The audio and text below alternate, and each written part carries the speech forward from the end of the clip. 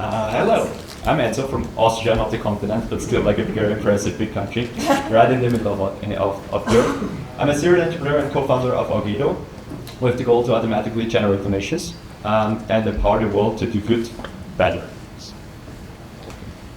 Quick question, does anyone want to donate $100 bill right now? Oh, donate. Okay, never mind. Or give it to me right now? For what? For what? I'll just get it. Yeah. Okay, it's a $10, but still something.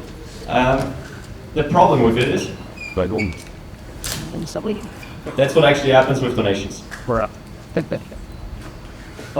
Doing good is painfully inefficient and ineffective. And the pain I just had when doing this. 30% of donations go to fundraising and not the actual cause, which is this part, I guess. Why is that? Because it's inefficient and ineffective. They have a rigid process of campaign planning for a year, content drafting and briefings within different stakeholders and OKs and political, I don't know what, campaign design, messaging, and then actually selecting whom to target with the donation. And so they are actually spending big on getting donations, which is more than 100 billion per year.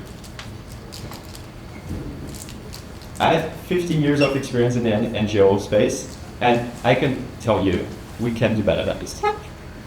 I've arranged an 8-player team of top experts across all competencies from tech to the science part to operating and scaling such a company, also with my CTO and co-founder, where we previously scaled another company too. And we want to make generating donations predictably 10 times more effective. So we disrupt the entire process from super campaign focused, what they're doing right now, to really donor centered, to know whom to target when with predictive AI. And we have seen there already the uplifts of up to 12%, so even uplifting the donations. And conversion increases of 83%, which awarded us with a prize in Austria for the best campaign of the year in fundraising. No. So we're building, and bring all this together, we're building an AI agent workforce to raise more funds with less cost to maximize the impact of NGOs.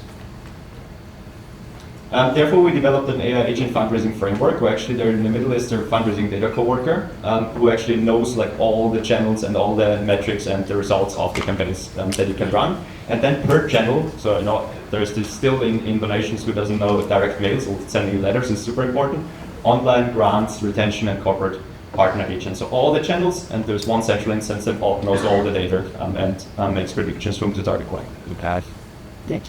So working with us really feels like magically filling the bank account. Really like that. You start working with us and your bank account increases and you actually don't know why. You just know that you have a super nice agent workforce working for you.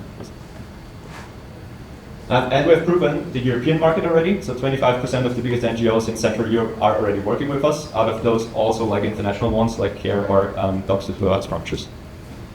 Yeah. And now we're looking for NGO experts and networks in the US to boost our US market entry and investors to want to fund our US expansion. The good thing about it is we're cash flow positive and bootstrapped and can do the European market without problems, but for the US, we're looking for sparks.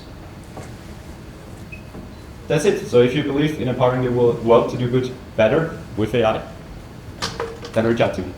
Thanks a lot. How do you deal with the competition between NGOs and the push to have something mutual signed? So, for example,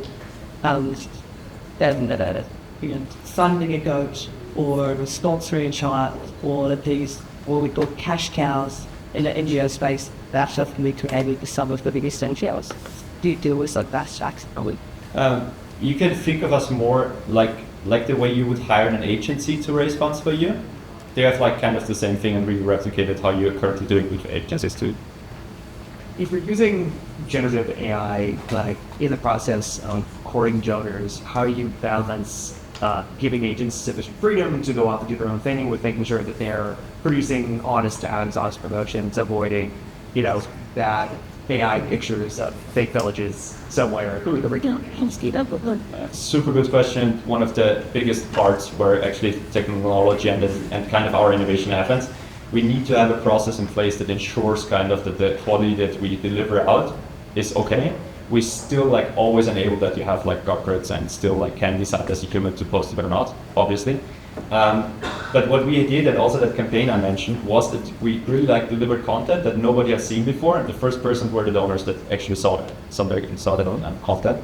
The funny thing is there was one like kind of donor reaching out to us, what is that? And the funny thing is it was like around an agent and like an NGO working for animals, animal care, and they claimed that the information about the animal was wrong. And I was like, oh fuck, now it starts. And then I looked it up, and actually it was an input error that we could receive from the like source from the NGO about that, because it was a human error in that animal set. So that's like human error happens also. But the process that you need to have in place is like several steps that you generate certain amount of content, check it, then generate more, random sample, check again, and then you're confident that with that same process, the other things that you will generate are okay. We have super good experience with that, but happy to dive deeper if that's interesting. Thank you. Thank you so much. Great questions. Amazing presentation. Thank you, Enzo. Thanks.